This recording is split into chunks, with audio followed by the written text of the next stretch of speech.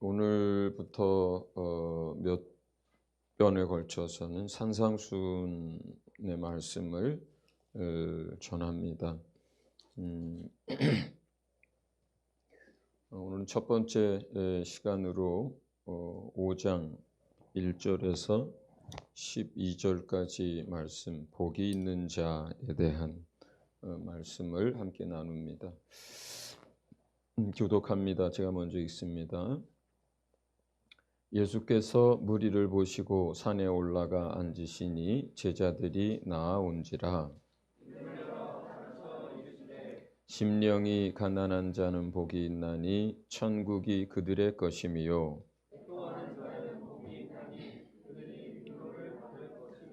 온유한 자는 복이 있나니 그들이 땅을 기업으로 받을 것임이요.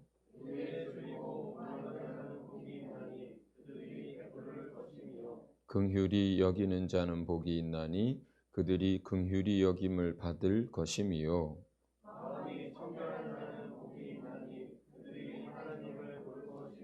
화평하게 하는 자는 복이 있나니 그들이 하나님의 아들이라 일컬음을 받을 것임이요.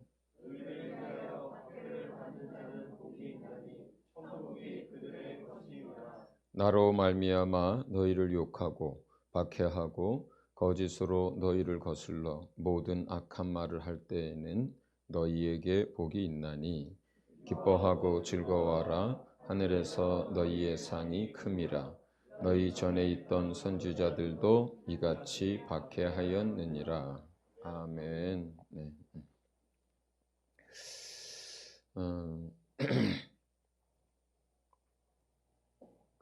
산상수훈은 그러니까 어떤 시각에서 어떤 관점에서 보느냐에 따라서 굉장히 많은 것들이 달라질 수 있습니다. 그리고 그냥 제가 생각할 때 이제 하나님 말씀을 이제 잘못 이해하거나 또는 오해하는 경우들이 참 많은데 그 중에 산상수훈도 저는 대표적인 경우라고 생각을 합니다.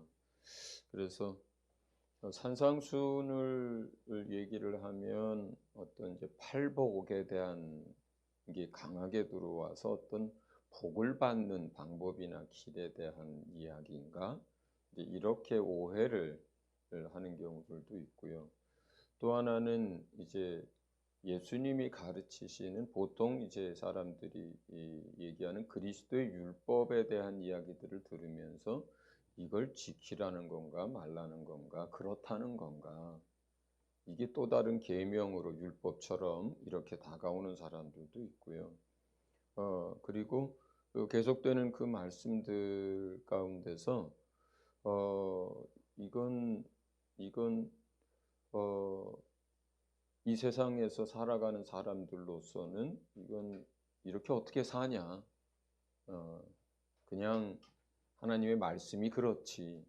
이렇게 이해하는 경우들도 많습니다. 뭐 원수를 사랑하라, 원수를 이제 미워하지 말고 축복해라. 오른뺨을 맞으면 왼뺨을 또 내어 주어라. 속옷을 구하는 자에게 겉옷도 주어라. 이런 얘기들을 우리가 말씀을 들으면서 그냥 주님의 좋은 이야기지 이렇게 넘어가고 자기가 이 땅에서 살면서 그렇게 살아야 한다는 것에 대해서 잘 모르는 그리고 그걸 어떻게 이 세상 살면서 그걸 어떻게 살아 이렇게 잘못 오해하는 경우들이 산상수훈은 굉장히 많습니다. 자, 그러면 제일 중요한 이야기를 서론처럼 말씀을 드리자면 산상수훈은요 지키라 마라 이런 식으로 들어가는 게 아니고 산상수훈은 하나님 나라의 왕이 이 땅에 오셔서 하나님 나라에 들어갈 수 있는 방법, 그 다음에 하나님 나라의 법, 그리고 하나님 나라의 시민이 하나님 나라의 백성이 된 사람들이 살아가는 삶의 방식 이걸 얘기하는 거예요. 왕이 오셔서 그 왕은 어느 나라의 왕이냐면 하나님 나라의 왕이에요. 그 나라에 들어갈 수 있는 방법, 그 나라에서 복을 받을 수 있는 방법, 이게 팔복 이야기이고요. 그 다음에 이어지는 이야기들은 모세는 이렇게 얘기했거니와 나는 너희에게 이렇게 얘기하노니 하면서 하는 모든 이야기들은 하나님 나라의 왕이 가르치시는 하나님 나라의 법이에요.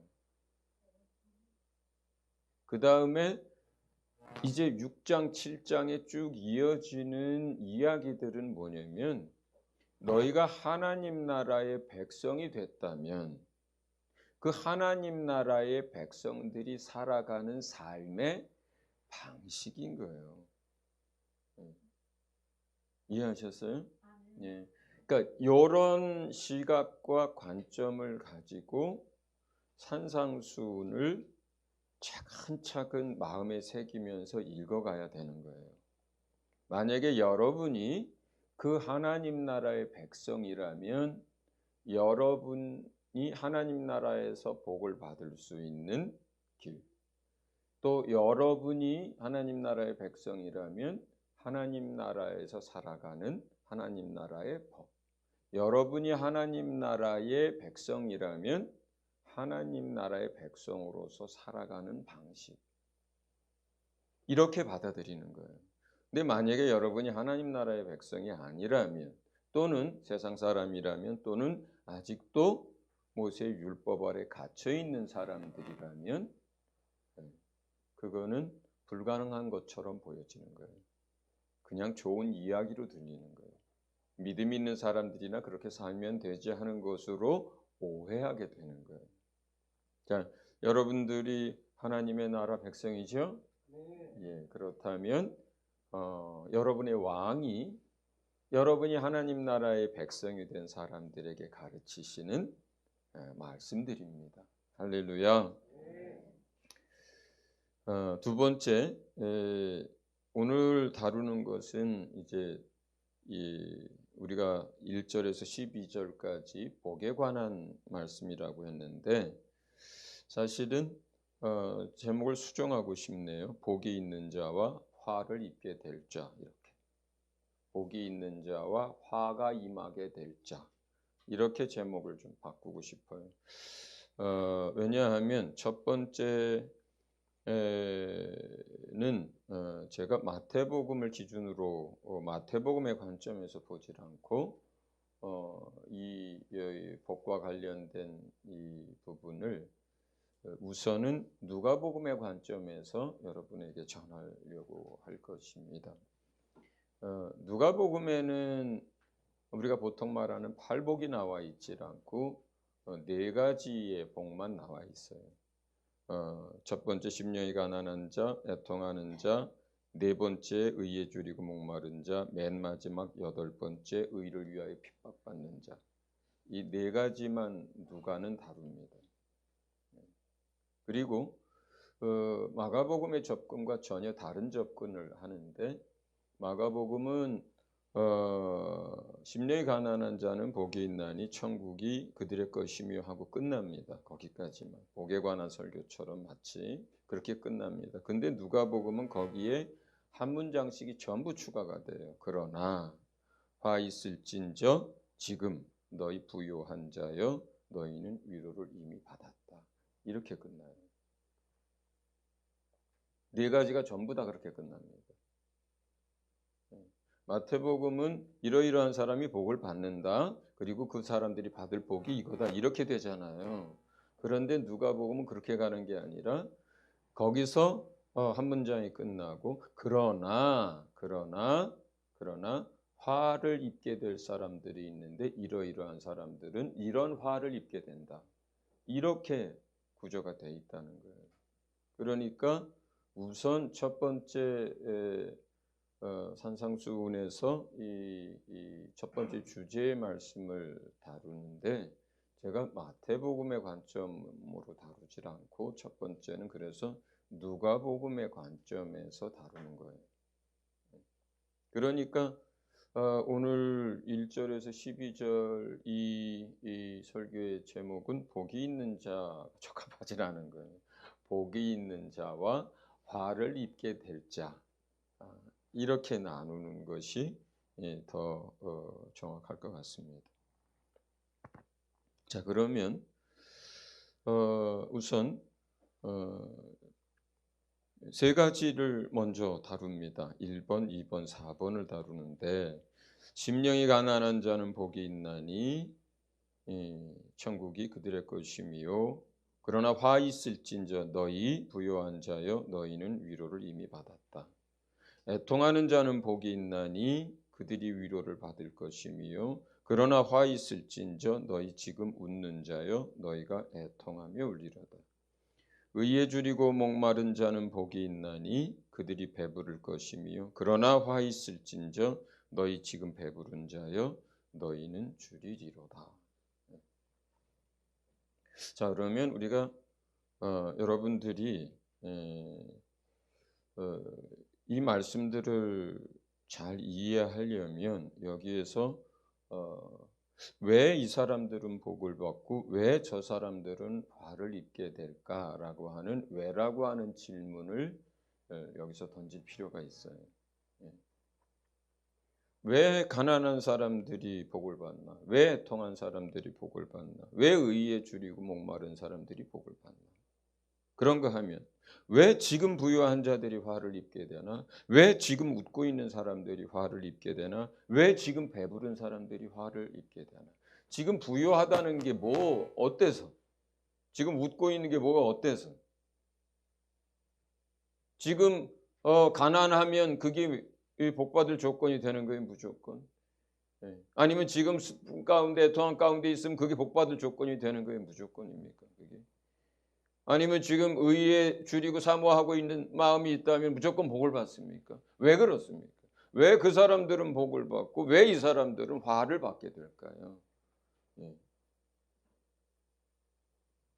여기서 말하는 복은 또 뭘까요, 그러면?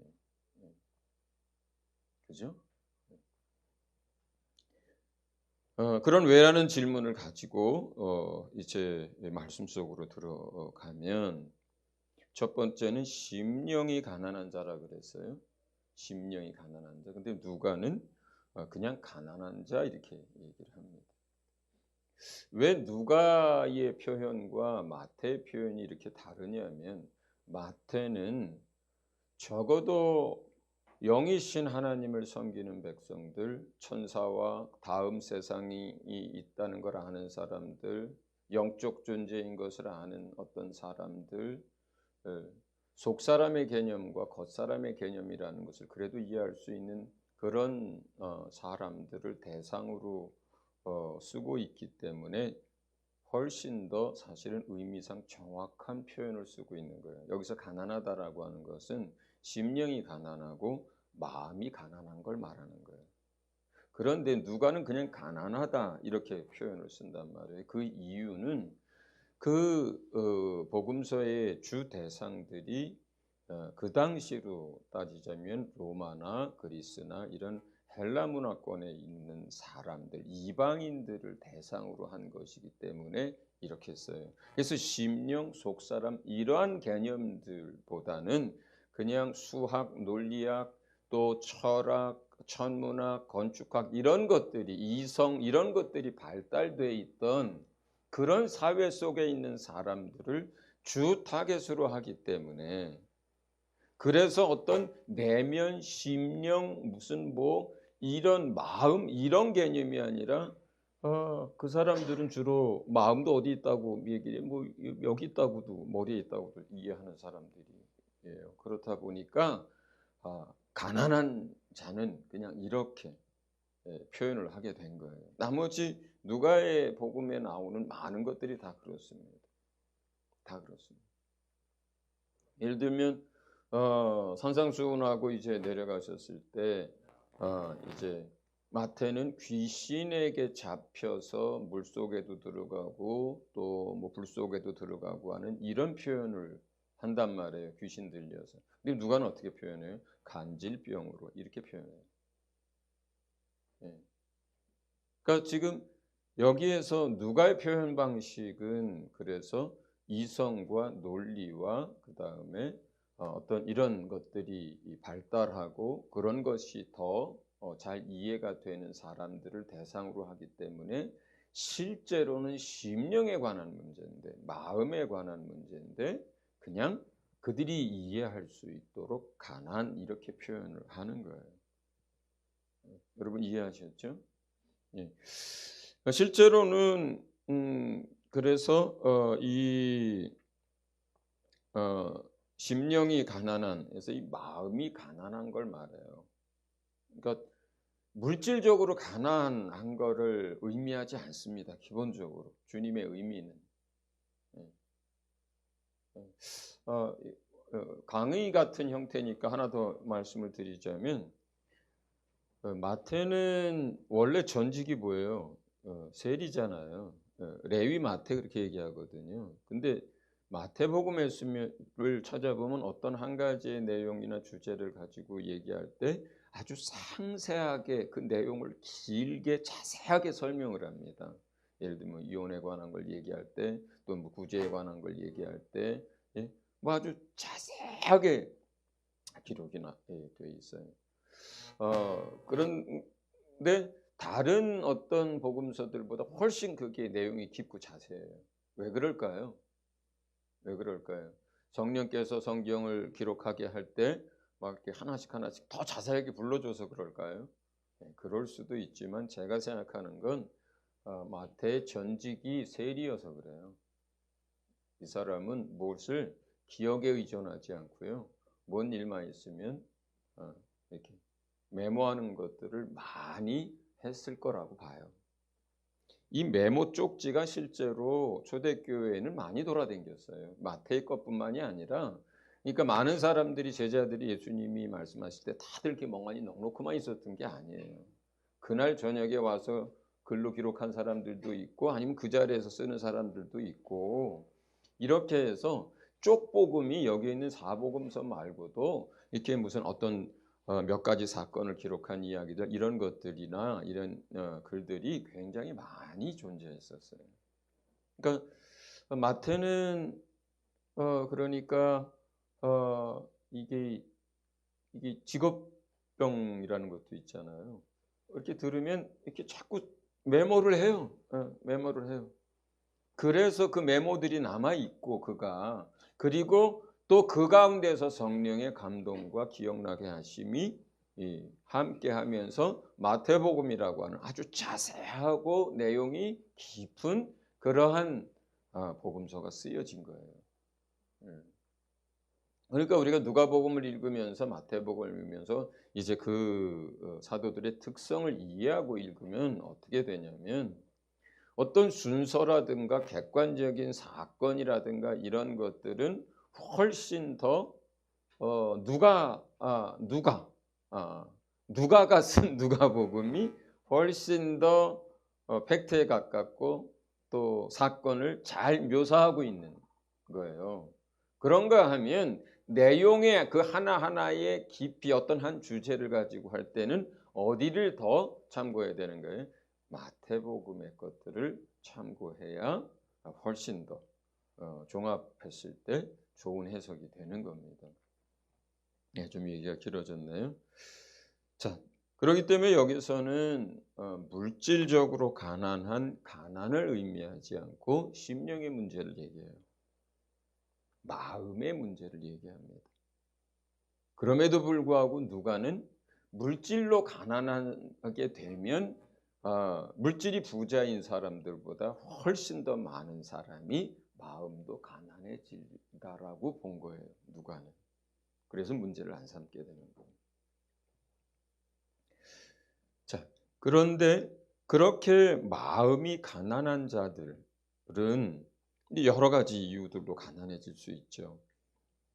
어떤 일에 실패를 했기 때문에 가난해질 수도 있고 질병의 문제로 몸이 약해지면서 마음이 가난해질 수도 있고 이제 나이가 점점 먹어가면서 마음이 가난해져 갈 수도 있고 어떤 사람들과의 관계에서 실패해서 이제 마음이 가난해질 수도 있습니다.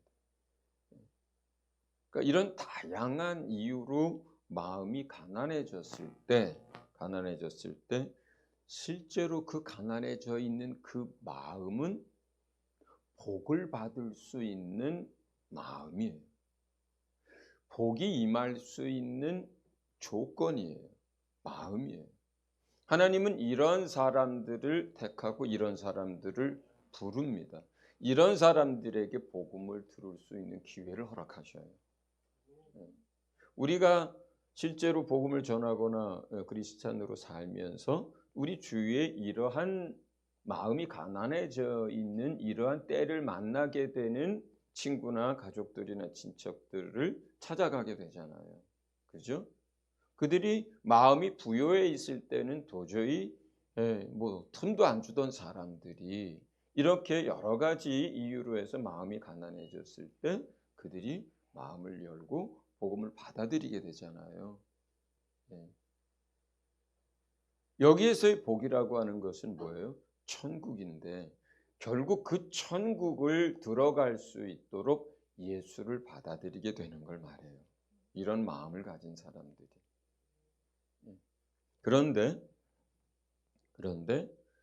반대로 너희 부요한 자여 이렇게 얘기를 해요.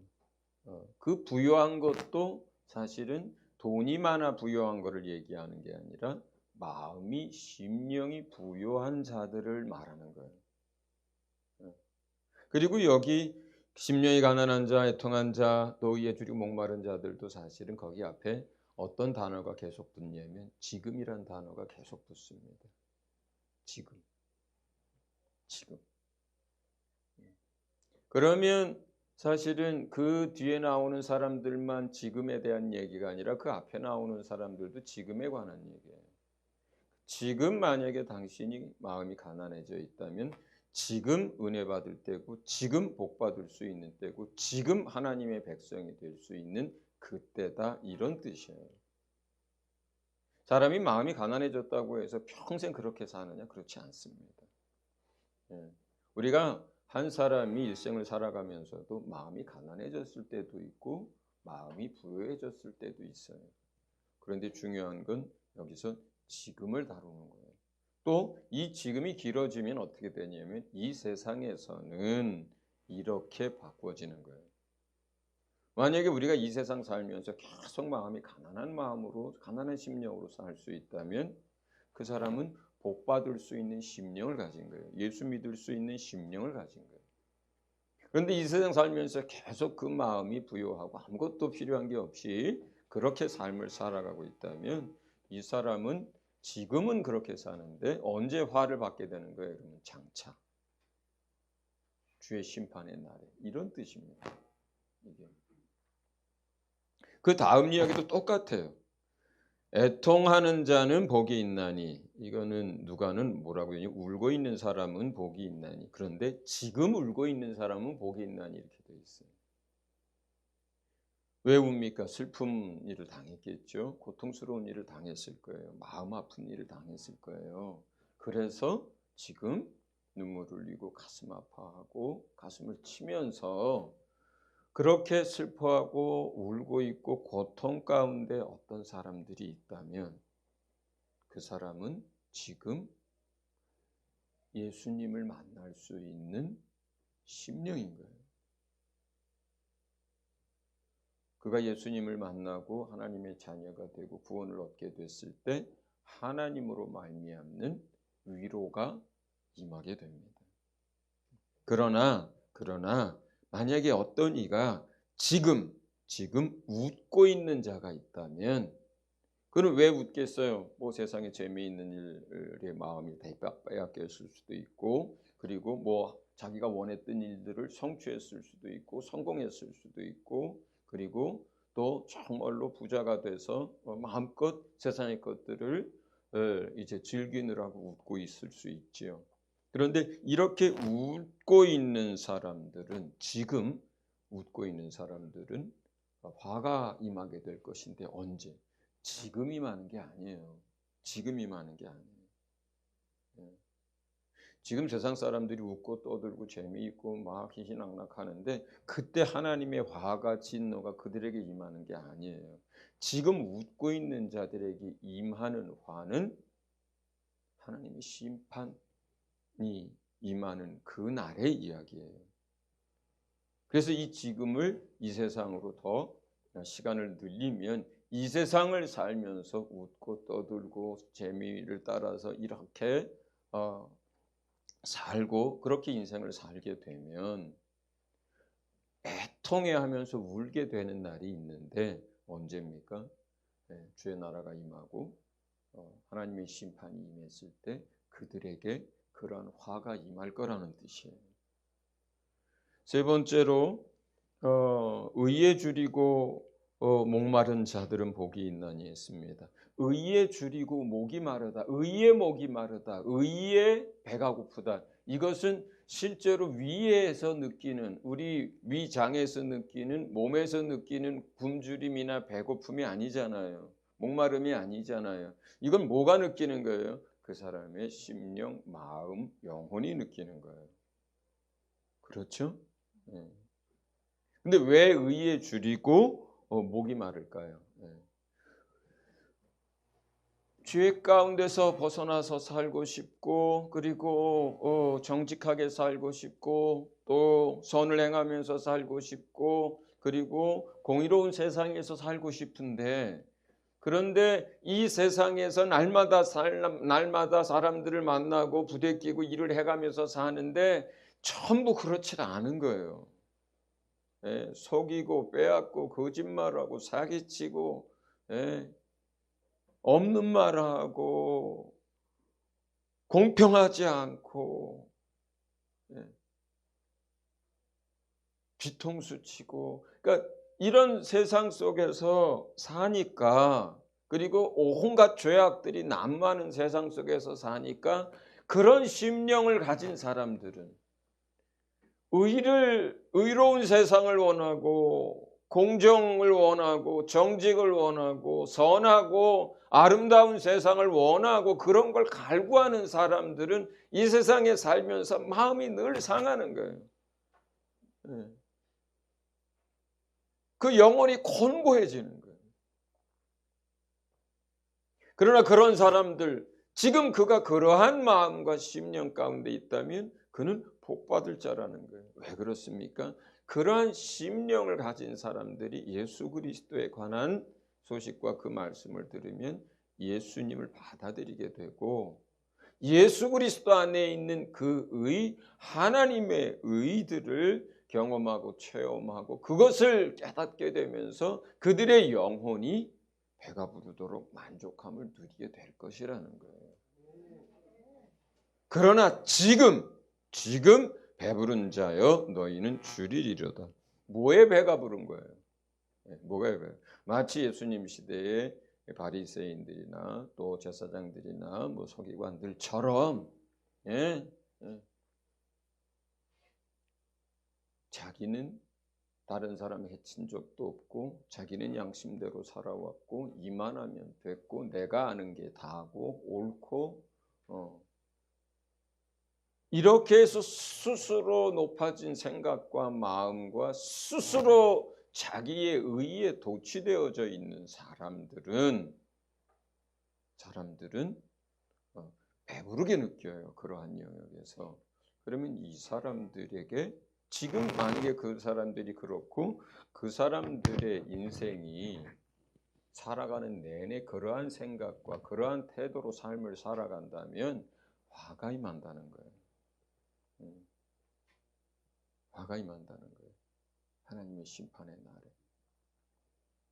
자, 그러면 여기서 왜라고 하는 이 부분들을 여러분들이 처음 질문으로 돌아가서 왜 심령이 가난한 자가 복을 받고 애통한 자가 복을 받고 의에 줄이고 목마른 자가 복을 받고 왜 지금 부유한 자들이 화를 입고 지금 웃는 자들이 화를 입고 지금 배부른 자들이 화를 입게 되나? 그것은 심령과 마음의 문제예요. 첫째로. 지금 그 사람들이 어떠한 심정과 어떠한 마음과 어떠한 영적 상태에 있느냐에 따라서 예수님을 받아들일 수도 있고 하나님을 기억하고 하나님께 돌아가고자 할 수도 있고, 그리고 하나님과 또 어떤 절대자로부터의 어떤 도움을 구하고 그들이 그 어떤 도움이 필요하고,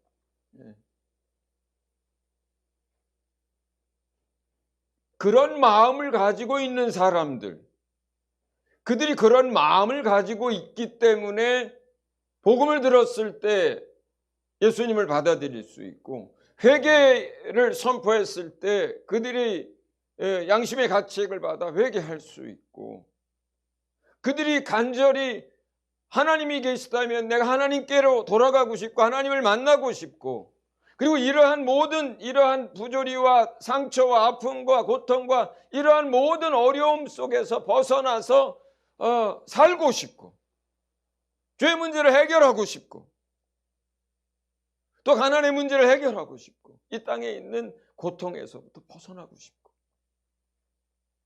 이러한 심령을 가지고 있을 때 하나님께 돌아올 수 있기 때문에 복된 심령인 거예요. 이런 심령을 가지고 있을 때, 복음을 들었을 때 예수님을 믿을 수 있기 때문에 복된 심령인 거예요. 그래서 거기서 복이라고 하는 게 뭡니까? 예수 그리스도 하나님을 만나는 게 복이에요. 그리고 예수 그리스도 하나님을 통해서 그 하나님의 나라에 들어가는 게 여기서 얘기하는 복이에요. 복이에요. 하나님을 만남으로 하나님으로 위로를 얻고, 하나님을 만남으로 하나님으로 치유를 받고, 하나님을 만남으로 그 의가 만족을 누리고, 하나님을 만남으로 죄에서 벗어나고, 하나님을 만남으로 그들이 의지할 대상이 생기고 기도할 대상이 생기고, 하나님을 만남으로 구원의 하나님이 그들의 하나님이 되어지는 것, 그리고 그 하나님이 예비하신 그 하나님의 나라의 백성으로 살아가는 것, 이게 산상수훈 첫 번째 주제에서 얘기하는 복이 그겁니다. 복이 그거예요. 만약에 이걸 잘못 이해해가지고 예수 믿으면, 가난한 사람이 예수 믿으면 이 땅에서 부자가 되니까 첫 번째 복이요, 이런 식으로 만약에 해석을 한다면 전혀 잘못된 해석을 하는 거예요. 전혀 잘못된 해석을 하는 거예요. 그럼 거기에 나오는 가난하지 않은 사람, 지금 부유한 사람들은 뭐예요? 이미 복받은 사람이잖아요. 그런 식으로 논리를 얘기하자면 그렇지 않습니까? 이 세상에 가난한 사람이 있고 부자가 있는데, 가난한 사람이 복이 있고 그들이 천국에 간다 한 이것을 기복주의 신앙에서 가르친다면, 하나님 믿으면 이 땅에서도 잘 살고, 요거까지만 가르치게 되면 어떻게 되는 거예요? 그럼 이 땅에서 이미 잘 살고 있는 사람들은 뭐예요? 하나님 필요 없는 사람들이에요. 그 사람들이 이미 복받은 사람들이에요. 앞뒤가 안 맞는 얘기를 하는 거예요. 그렇게 가르치면. 여기서의 복, 예수 그리스도예요. 예수 그리스도를 통해서 하나님께 돌아갈 수 있는 심령을 말하는 거예요. 그리고 그 하나님이 영원토록 누리게 하실 하나님의 나라를 말하는 거예요. 우리 삶에 필요한 모든 것들을 하시고 채우실 하나님의 자녀가 되는 것을 말하는 거예요. 그 하나님이 우리가 이 땅에서 사는 날 동안 우리의 심령을 부욕해 하시고, 또 우리의 삶의 필요를 채우시고, 슬픈 자의 눈물을 닦아주시고, 병든 자의 몸을 치료해 주시고, 의에 상하고 줄였던 그 심령 가운데 참으로 하나님의 의와 그 예수 그리스도 안에 있는 그 모든 것들을 발견하면서 그 하나님의 의에 도달해 가는, 그 하나님의 의를 또 덧입은 이 심령이 복된 심령들입니다. 이러한 심령을 가진 자들에게 하나님의 나라가 주어집니다. 이러한 심령을 가지고 지금 울고 있는 사람들, 그 가난한 심령에서 하나님의 도움을 구하고 있는 사람들, 또 그 마음이 세상의 불의와 죄악으로 인해서 상해 있는 사람들, 그 사람들이 지금 하나님이 찾으시는 하나님의 잃어버린 백성들입니다. 우리가 전도를 할 때 누구를 찾는 거냐? 이 사람들을 찾는 거예요. 이 사람들을 찾아가는 거예요. 그런데 우리가 겉모습만 봐가지고 아는 사람은 그래도 대충 알죠. 우리 작은아버지가 또 뭐 내 친구가 지금 마음이 가난한지 슬픔 가운데 있고 애통함 가운데 있는지 또 이런 건 우리가 관계에 있는 사람들은 대충 알잖아요. 그러면 그들이 웃고 있을 때, 배부른 가운데 있을 때, 만족하고 있을 때보다 그런 가운데 있을 때 그들을 찾아가는 거고요, 우리가. 근데 지나가는 사람, 공원에 앉아 있는 사람, 우리가 그 사람들의 마음이 가난한지 어쩐지 모르잖아요. 그래서 그냥 하는 거예요. 그러면 그렇게 전도하고 또 그렇게 전도지를 주다 보면 그 가운데 어떤 사람들이 심령이 가난하고 애통함 가운데 있고 그리고 의에 줄이고 목마른 사람들이 있는 거예요. 그러면 그 사람들이 그때 그 쪽지를 가지고 버리지 않고 있다가 한밤중에라도 다시 그 쪽지가 생각이 나서 뒤적거리고 읽어보다가 그 마음을 주께로 돌이키게 될 수 있는 것들인 거죠.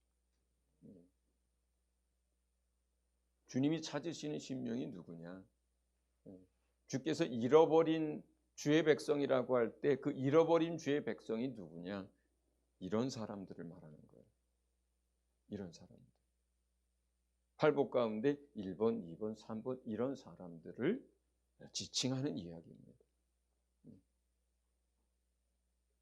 실제로 이제 우리 사랑하는 이들 또 우리가 서로 잘 알고 지내는 이들 가운데 직장의 동료, 학교 친구들, 가족들, 친척들, 이웃들 가운데 이제 이러한 심령을 가진 사람들이 있습니다. 하나님이 택하시고 부르시려고 하는 사람들이 있습니다. 우리가 성령님과 함께 같이 전도를 나가서 이러한 사람들을 찾아서 그들이 정말로 예수로 말미암아 하나님을 만나고 하나님 나라의 백성이 돼서 하나님의 보호와 공급과 도우심을 받는 그리고 영원히 하나님 나라를 누리는 그런 사람 될 수 있도록 우리가 그들에게 가까이 가야 하겠습니다. 두 번째는 8가지 복 중에서 3번, 5번, 6번 복입니다. 이거는 1번, 2번, 4번하고 다른 거예요. 다른 거예요. 입장이 달라요. 3번은 온유한 자는 복이 있나니 그들이 땅을 기업으로 받을 것이며 긍휼히 여기는 자는 복이 있나니 그들이 긍휼히 여김을 받을 것이며 마음이 청결한 자는 복이 있나니 그들이 하나님을 볼 것이며 여기는 이미 하나님의 자녀된 사람들에 대한 이야기예요. 사실은. 물론 하나님의 자녀가 되지 않고도 온유하거나 긍휼히 여기거나 오직 어떤 하나님만 추구하는 사람들이 있다면 그들도 복을 받게 되겠지요. 그러나 기본적인 흐름 자체가 이 8가지 복에서 기본적인 흐름 자체가 1번, 2번, 4번은 아직 예수님을 못 만난 그러나 예수님을 만날 수 있는 복받을 심령을 가진 사람들에 대한 이야기고 그 다음에 3번, 5번, 6번은 이제 예수 안에서 예수 그리스도의 마음과 성품 그리고 예수 그리스도의 안에서 성령의 열매들을 맺어가고 있는 사람들에 관한 거예요. 사실은.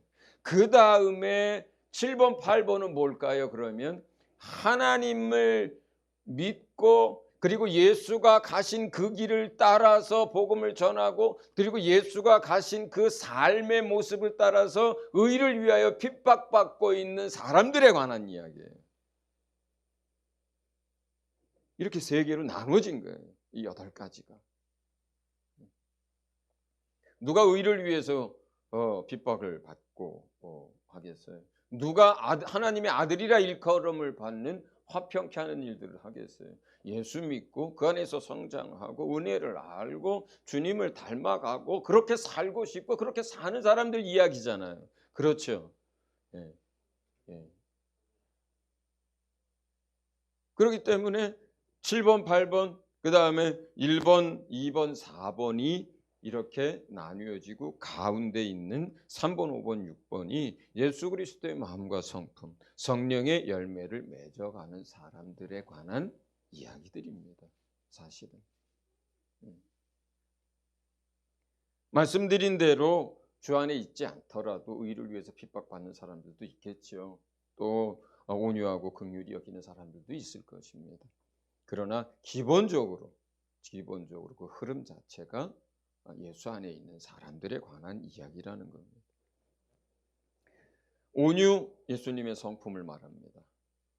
나는 마음이 겸손하고 온유하니. 긍휼, 성령의 열매. 성령의 열매라는 게 뭐예요? 예수 그리스도의 성품을 성령의 역사에 의해서 우리가 갖게 되는 게 성령의 열매예요. 예수 그리스도의 성품이 만들어져 가는 걸 말하는 거예요. 성령의 열매라는 것 자체가. 여기서 한 가지만 부연하고 설명을 하고 이건 넘어가려고 합니다. 6번째, 마음이 청결한 자는 복이 있나니. 여기에서 이 청결함이라고 하는 것은 어떤 거냐면 그 마음 안에 하나님을 향한 그 마음, 하나님을 사랑하고 하나님을 추구하는 그 마음, 그것 외에 다른 것이 없는 퓨어한 상태, 순수한 상태의 마음을 말하는 거예요. 착한 생각만 하고 무슨 거룩한 생각만 하고 이런 청결함을 말하는 게 아니고 내 마음 안에 오직 한 분, 예수 그리스도, 오직 성삼위 하나님 한 분을 사모하고 그분을 추구하고 그분을 따라가려고 하고 붙들려고 하고 닮아가려고 하는 이 한 가지 마음, 이 한 가지 마음을 가진 것을 청결한 마음이라고 하는 거예요. 그래서 그들이 추구하는 바대로 따라가고자 하고 만나기를 소원하고 닮기를 소원하는 대로 하나님이 복을 주는데 어떤 복을 줘요? 하나님을 만나게 되는 복을 주는 거예요. 그래서 할렐루야.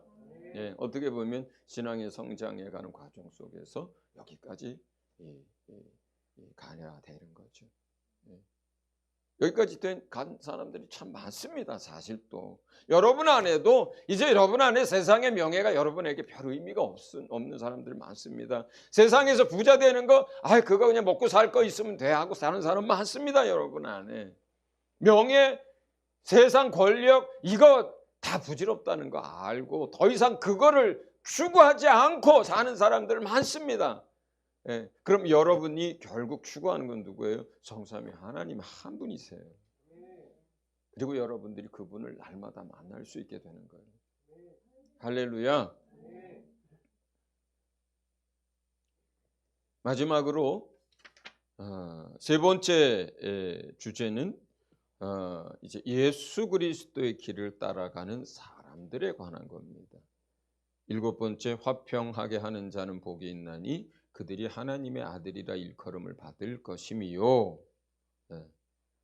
8번째, 의를 위하여 박해를 받는 자는 복이 있나니 나로 말미암아 너희를 욕하고 박해하고 거짓으로 너희를 거슬러 모든 악한 말을 할 때에는 너희에게 복이 있나니 기뻐하고 즐거워하라. 하늘에선 너희의 상이 큼이라. 너희 전에 있던 선지자들도 이같이 박해하였느니라. 7번째, 화평케 하는 자에게는 거기서 끝납니다. 이게 마태복음에만 나오니까. 그런데 8번째, 의를 위하여 박해받는 자는 누가복음에서 마지막으로 다룹니다. 그래서 거기에는 다음 문장이 이제 추가로 되어 있습니다. 어떻게 되어 있냐면 그러나 너희 모든 사람이 너희를 칭찬하면 화가 있도다. 그들의 조상들이 거짓 선지자들에게 이와 같이 하였느니라. 화평케 한다는 것은 사람과 사람 사이를 화목하게 하는 것이요 사람과 하나님 사이를 화목하게 하는 것을 말합니다. 이 반대 일을 하는 게 마귀짓이라는 거예요. 사람과 사람 사이를 이간질하고 사람과 하나님 사이를 이간질하는 게 마귀짓이라는 거예요. 우리가 어떤 사람들에게 연약함이 있을 때 그거 자꾸 기억하고 그거 자꾸 다른 사람들한테 이야기하면 이게 무슨 짓이냐면 마귀짓이에요. 이 사람한테 가서는 저 사람 욕하고 저 사람한테 가서는 이 사람 험담하면 그게 뭐 하고 있는 거냐면 마귀짓 하고 있는 거예요. 그러나 이 사람의 연약함과 허물을 덮어주고 또 이 사람에게 가서 저 사람의 좋은 장점들을 얘기해주고 또 이 사람에게 가서 저 사람의 또 훌륭한 것들을 얘기해 주며 또 그들의 연약하고 안타까운 일들에 대해서 이해시켜 주고 넘어졌을지라도 그가 넘어질 수밖에 없었던 연약함들을 공감해 주고 또 그러한 사람들이 하나님을 만날 수 있도록 우리가 계속 도울 수 있다면, 예수 믿지 않는 사람들을 향해서는 하나님과 화목할 수 있도록 또 돕고, 세상을 원망하고 미워하지 않도록 돕고, 또 예수 믿는 사람들에겐 서로 사랑할 수 있도록, 서로 기대고 또 서로 붙들어 줄 수 있도록, 그들이 더 하나님과 오해 없이 하나님을 더 깊이 알아갈 수 있도록 돕는다면, 그게 화평하게 하는 사람입니다. 그리고 그런 사람을 뭐라고 불러요? 하나님의 아들이라고 일컫는 거예요. 하나님 예수 그리스도께서 사람과 사람을 한 몸으로 지으시고 사람과 하나님을 화목하게 하신 것처럼 너희는 그렇게 하나님의 아들로서 지금 살아가고 있는 거다. 이렇게 얘기를 하시는 거예요. 마지막으로 의를 위하여 박해를 받는 자. 우리가 만약에 하나님의 나라와 의를 구하는 가운데 누군가 우리를 욕하고 누군가 우리를 박해하고 있다면, 또 거짓으로 없는 얘기들을 지어내서 우리를 모함하고 폄훼하고 있다면, 그렇다면 여러분은 복받을 사람들입니다.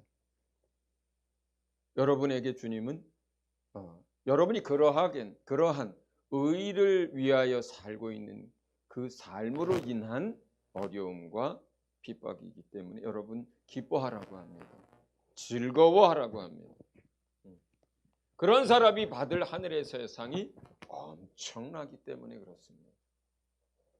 엄청난 상이 여러분을 기다리고 있기 때문에 그렇습니다. 기독교 역사 안에는 또 그 이전에 예수님 오시기 전에 믿음의 종들에게는 이렇게 하나님의 뜻대로 살고자 할 때에 많은 핍박과 어려움과 목베임과 허리가 끊어지는 것과 십자가에 달리는 것과 또 모든 것들을 빼앗기고 쫓겨다니고 하는 이러한 삶을 살고 살아내고 그리고 하나님 나라에 들어간 참으로 승리자로서 입성한 많은 믿음의 사람들이 있습니다. 그들은 하나님 나라에서 해같이 빛날 것입니다. 예수 그리스도의 상에 둘러앉아서 더불어 먹고 마실 것입니다. 그들은 예수 그리스도가 다스리는 그 나라에 이 마을 저 마을 저 지역 이제 또 함께 이제 다스리는 자로서 영원히 살게 될 것입니다. 그러나 만약에 모든 사람들이 여러분을 칭찬하고 있다면 여러분들에게는 문제가 있는 거예요. 우리에게 문제가 있는 거예요. 우리가 모든 사람들로부터 칭찬받고 있다면 우리한테 문제가 있는 거예요. 우리한테 문제가 있는 거예요. 왜 그러냐면 우리가 세상과 타협하지 않고는 그렇게 될 수가 없어요. 세상 사람들이 원하는 것을 말하고 주지 않고 그렇게 살지 않으면 그렇게 할 수가 없어요. 회사에서 어떤 사람들이 도둑질하고 있는데 같이 그들과 도둑질하지 않는데 그 사람들이 그거에 대해서 그러면 안 된다고 하는 그 사람을 칭찬하겠어요?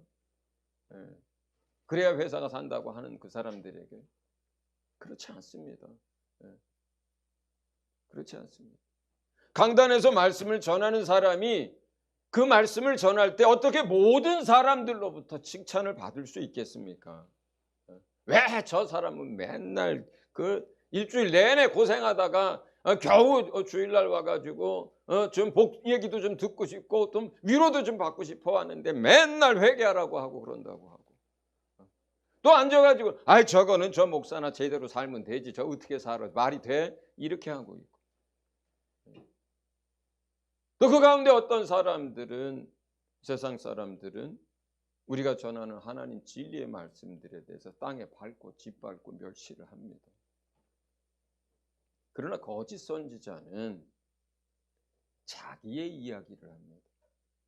하나님의 진리의 말씀이 아니라 거짓 선지자는 없는 얘기를 지어내서 말합니다. 과장합니다. 거짓 목자는 세상의 이야기를 가져다가 사람들한테 먹입니다. 교회를 세속화시킵니다. 세상의 철학 이야기를 합니다. 세상 사람들이 들으면 다 좋아하는 이야기들을 합니다. 세상 사람들은 그런 목회자, 그런 설교자를 명설교자라고 하고 좋은 설교자라고, 좋은 목사라고도 얘기를 합니다. 실제로. 예.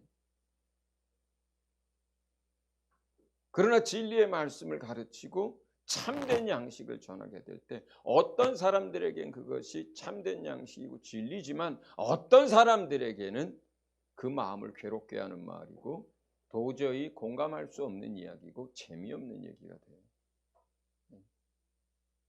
삶이 또한 그렇습니다. 삶이 또한 그래요. 우리가 의를 위하여 살고 또 하나님의 나라를 위하여 산다면 정말 하나님의 나라 사람들에게는 존경과 사랑을 받게 되겠지만 세상에 속한 자들로부터는 따돌림과 미움과 손가락질을 받게 되는 것이 당연한 것입니다. 그걸 피하려고 하면 우리는 진리의 사람으로서 살 수가 없어요.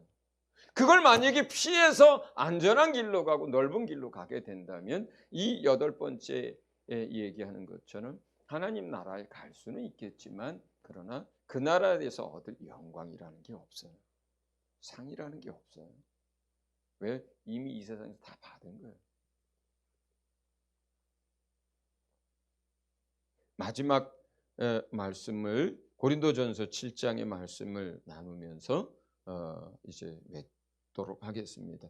고린도전서 7장 29절에서 31절 같이 읽습니다. 시작. 형제들아 내가 이 말을 하노니 그때가 단축하여진 고로 이후부터 안에 있는 자들은 없는 자같이 하며 우는 자들은 울지 않는 자같이 하며 기쁜 자들은 기쁘지 않은 자같이 하며 매매하는 자들은 없는 자같이 하며 세상 물건을 쓰는 자들은 다 쓰지 못하는 자같이 하라. 이 세상의 외형은 지나감이니라. 아멘. 사도 바울이 고린도 전서를 쓴 때가 50년에서 60년 사이라고 합니다. 그가 고린도 사람들한테 이제 예수님 부활하고 승천하시고 다시 오시마, 곧 오시마 하시고 가신 그 주님 이제 30년이 지났다. 그만큼 때가 단축해진 거다. 여러분의 얘기합니다. 이제 예수님 부활 승천하시고 곧 다시 오시마 하신 그 일이 2000년 가까이 지났습니다. 그만큼 때가 단축해졌습니다. 그리고 정말로 지금은 마지막 시대를 향해서 가속도가 붙은 그러한 시대입니다. 지금 이 고린도 전서에서 이야기하는 것이 뭐냐면 아내가 있는 자들은 없는 자같이 해라. 아내가 있으면 아내를 어떻게 하면 행복하게 해줄까? 또 아내와 어떻게 하면 재미있게 살까? 어떤 이런 것에 마음과 생각을 많이 뺏겨요. 그런데 아내가 있고 남편이 있는 사람 마치 없는 것 같이 하라는 이 말은 뭡니까? 마음을 뺏기지 말고 중심을 빼앗기지 말라는 거예요. 우는 자들은 울지 않는 자같이 하라는 거예요. 지금 슬프고 지금 고통을 당하고 지금 많은 어려움 가운데 있는 사람들도 있습니다. 가난 때문에 질병 때문에 여러 가지 문제로 인해서 그럴 수 있습니다. 그러나 여러분 지금 울지 않는 자같이 하라는 거예요.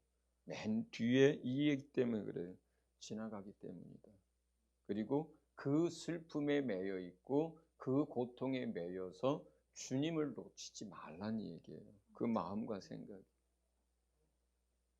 기쁜 자들은 기쁘지 않은 자같이 하며 지금 이 세상에 많은 좋은 일들이 있고 행복한 일들이 있고 잘된 일들이 있어서 기쁜 자가 혹 있을지라도 너희는 마치 그런 일이 아무것도 없는 기쁠 일이 없는 사람처럼 너희 마음과 생각을 추스려라. 이 얘기가 뭐예요? 그 기쁨에 도취되고 그 기쁨과 그 성공에 마음과 생각을 다 빼앗겨서 그렇게 인생 살지 말라는 거예요. 매매하는 자들은 없는 자같이 하며 예, 물건 팔고 사고 할 때 돈 버는 거며 또 쌓이는 거며 또 뭐 오늘은 손님이 많았네 적었네 또 뭐 이런 것에 어떻게 하지 말라는 거예요.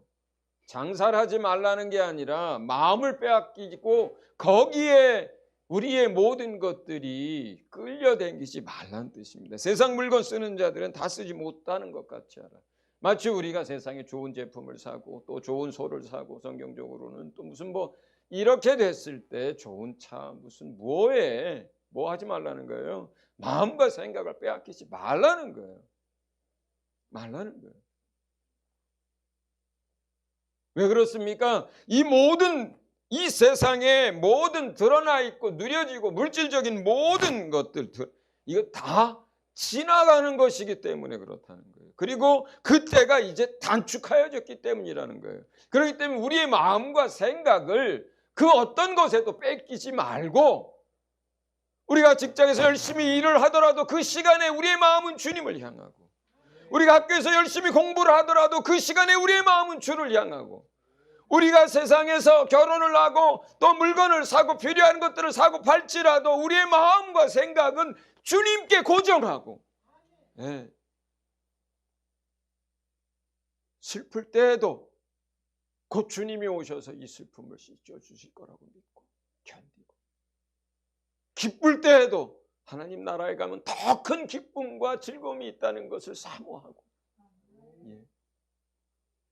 그렇게 이 땅의 삶에 여러분 매이지 말고 종되지 말고 끌려가지 말고 속히 지나가는 이 세상이니 하나님의 나라를 사모하고 예수 그리스도 붙들고 예수 그리스도가 복의 근원이요 예수 그리스도를 통해서 하나님을 만나야 그 복을 누릴 수 있는 자가 된다는 것을 믿고 그런 심령을 가진 사람이 그런 믿음을 가진 사람이 참으로 복된 자라는 것을 여러분 믿고 그렇게 주님을 따라가시기를 예수 이름으로 축원을 드립니다.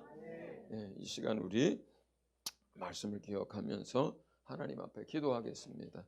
하나님 정말 우리에게 복된 심령, 복받을 심령을 달라고 정말로 우리가 주의 성품을 닮아가며 또 이 세상의 마음을 빼앗기지 아니하며 정말 의를 위하여 핍박받는 자가 될 수 있도록 우리 다시 기도합니다.